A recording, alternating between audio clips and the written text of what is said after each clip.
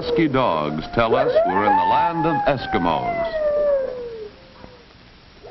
We are visiting the Eskimos who live on the west coast of Alaska.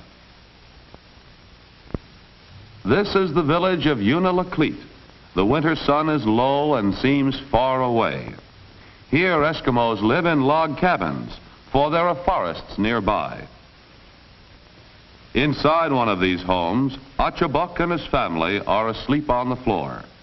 Their bed is of reindeer skins and blankets. Their pillow is a log. It is morning and time for Achibuk to be getting up. He is wearing a spotted reindeer skin parkie. Father's first job is to start a fire with these shavings. The stove was given to him long ago by men who came to Alaska looking for gold. Outside it is very cold, but the room will heat up quickly. Now Achibuk goes quietly out through the doorway without waking the children. Can you see what he's bringing back? A piece of hard-packed snow to be melted in a kettle for breakfast tea.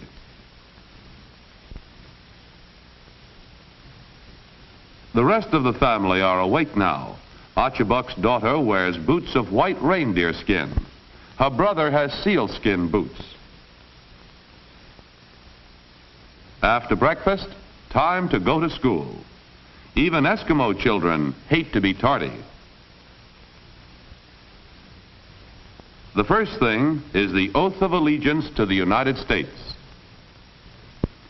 Here the primary boys and girls are singing a song with gestures. Back at home, their parents are busy. Father has to keep a supply of stove wood at hand.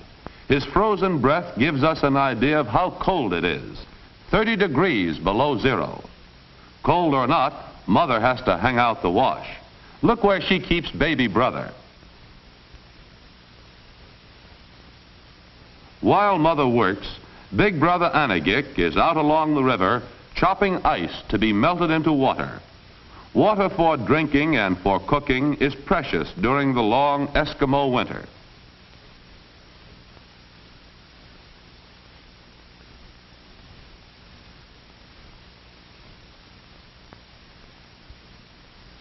Anagik has brought his sled with him, and his dogs will pull the load of ice back to the village.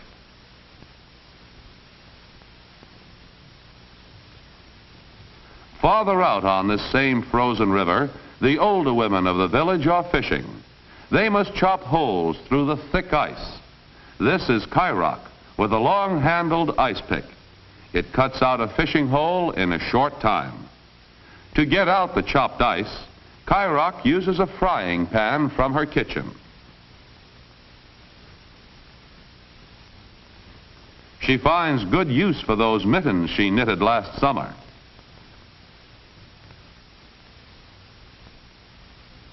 Now for the fishing pole. Not a very fancy outfit, but the other Eskimo women seem to be catching plenty of fish. Here's the way it's done. It's a tom cod, which freezes almost as soon as it hits the ice. An average Eskimo family uses thousands of fish like this during a winter. Enough for today, so Kairak puts the fish into a woven grass bag. Back in the village, Naluk is packing his sled for a trapping expedition. Next, he harnesses his lead dog. And the lead dog is trained to follow Naluk's commands. The dog out of line is just learning to run with the team. Wooden tripods mark the trail out beyond the village.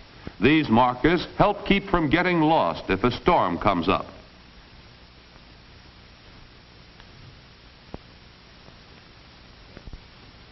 An Eskimo fisherman, Kutuk, is setting his traps on a river. Sections of fencing like this are lowered through openings cut into the river ice.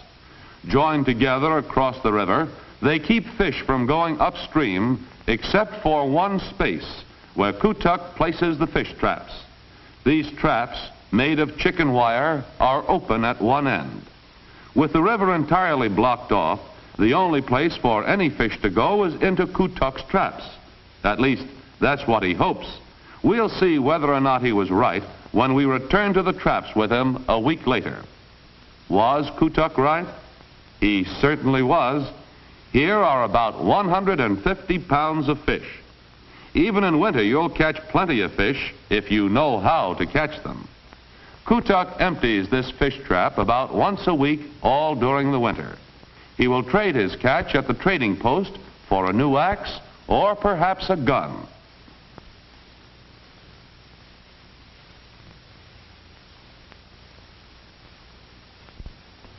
Kutuk is 76 years old, but this hard work seems to agree with him. Back in the village, this giant sealskin stretched to dry in the sun tells us it is spring and time to hunt seals. Archibald, who is the best hunter in the village, is going to take us on a hunt.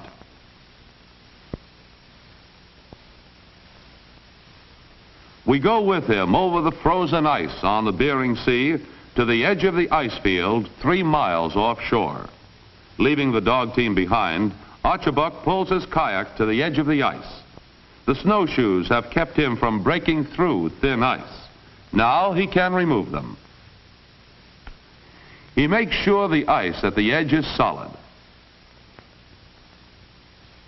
The top of the kayak is light-colored. Archibald wears a white parkie and hopes the seals will mistake him and the kayak for a piece of floating ice. The kayak is very light, being made of giant seal skins stretched over a wooden frame. Getting into the kayak without tipping it is quite a trick. Archibald does it by grasping the wooden shaft of his ice pick with one hand, at the same time holding the rim of the kayak opening to make it steady. Ivory pegs on the side of the kayak hold his harpoon and ice pick.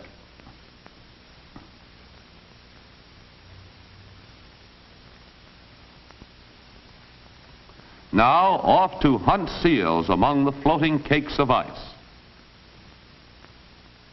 But look!